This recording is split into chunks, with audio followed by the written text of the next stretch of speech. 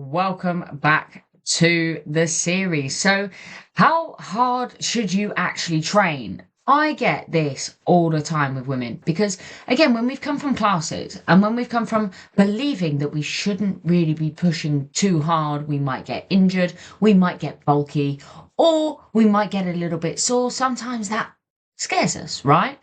But 9 times out of 10, it's not lack of effort. Is actually knowing what effort should feel like. So this is going to teach you absolutely everything you need to know to make sure that you are training hard enough, but also not going through that stage where you're putting in so much effort that you burn out. We want that middle ground. You're showing up. You're consistent.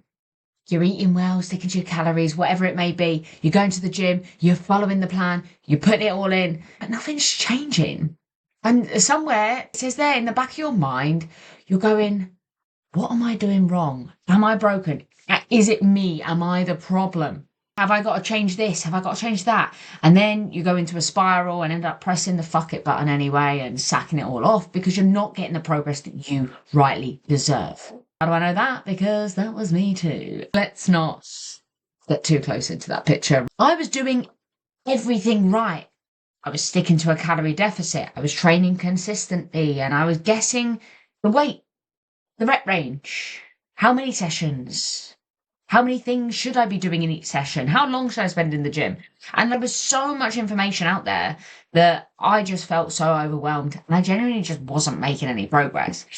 I do wish I had some pictures that actually showed my physique. I was just out of shape, and considering I was in the army at this point, it wasn't a good place to be because I was consistent, but I just wasn't seeing the progress.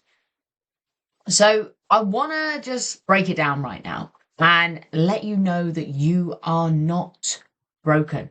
It's not your lack of motivation. You've simply never been shown how to do this properly, right? Look at all the gym people that you see in the classes. They just don't look any different, do they? And then you're going, oh, well, what am I doing differently?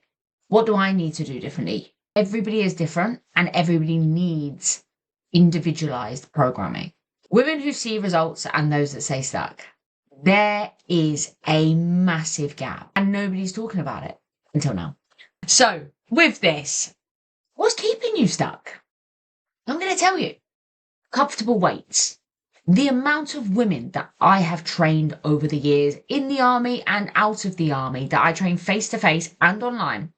I either ask for form videos online or I train with you and I go, you are leaving weights flipping unturned. Literally, you're not even going to think about going to that weight rack because you're scared of it. Had a lady, she was lifting an 8-kilo dumbbell consistently. I said, look, I really believe you can do this. So I went out of my way. I went and trained with her. She was online. And I got her lifting a 32-kilo dumbbell just by telling her and reassuring her that she could do it. Each weight, 2 reps of each weight until she got up to there. Stopping too early, again, getting to that 10th rep because that's the rep range and it's burning a little bit and going, oh, it's a bit sore. Now you've got reps left in the tank. Sweat is not a progress thing, right? Cardio and exhaustion does not build muscle. Trust me, I've been there. I'm quite a sweaty individual as well. But when it comes to weights, the idea is not to get hot and sweaty. You will get hot and sweaty a little bit, but sweat doesn't equal progress. Heart rate increasing. That will happen within your weight sessions if you are lifting correctly. Random workouts, not following plans is the biggest mistake that I see. Oh, I fancy doing this today. Yeah, well, as a business owner, I don't fancy filing my tax report. There's implications, right? You don't get the thing that you need.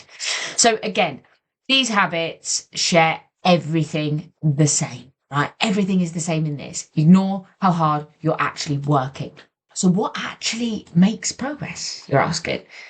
Understanding what effort really is, not a little bit of burning, knowing what hard work feels like. Have you ever gone to failure with an exercise?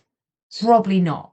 And do you know how I can tell you? Because I told somebody the other day, again, this is a lot of women, I told her 10 reps. And then I went, one more. She done 6 more reps. And you're not going to do that on your own without a coach, without a PT. It is hard. You're not training with intention. A lot of the women I work with will do 3 sets of their exercises max. They'll do a little warm up and then they'll go into it with intention. None of this 4, 5, 6 set bullshit that is going to just burn you out. And you're not going to push to full where you need to be. Knowing when to push, stop guessing all the things, start reading your body. 1 week you might be able to push, the next week you might not be able to. Hello, hormonal shift. Systems at work, measurable frameworks that you can apply to every single session, right? If you can't lift that weight that you lifted last week, do you know what? Focus on form.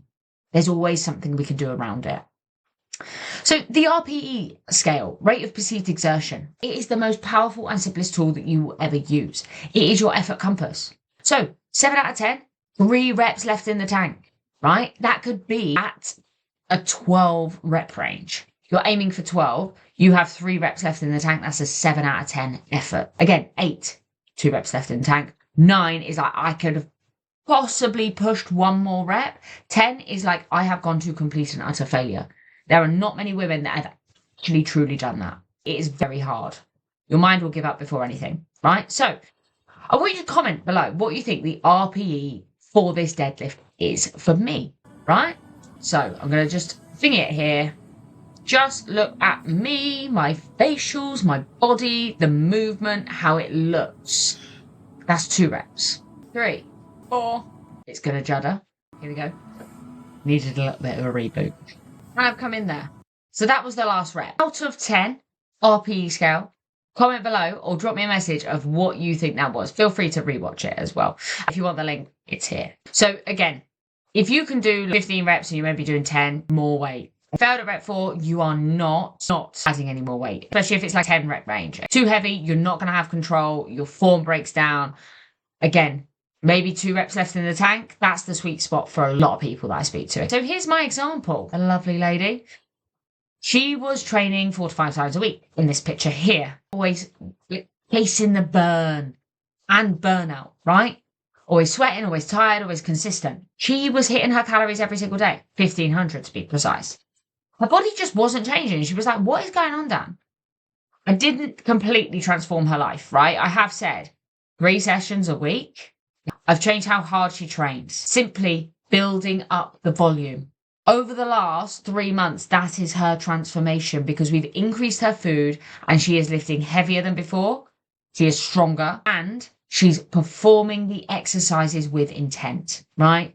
That is the 2 things that she's done that have really transformed her flipping life so far. So more strength, better workouts, less guesswork, real confidence. RPE scale is going to change absolutely everything. Now, if this is something that you still think, do you know what, you need a little bit of help with, drop me a message, RPE, and I will send you over the framework and the examples of weight selection from this guide. Or, again, drop me a message if you want to have a chat. The next video that we are going to be going for is how to choose the right weight. This is going to give you all the information that you need next.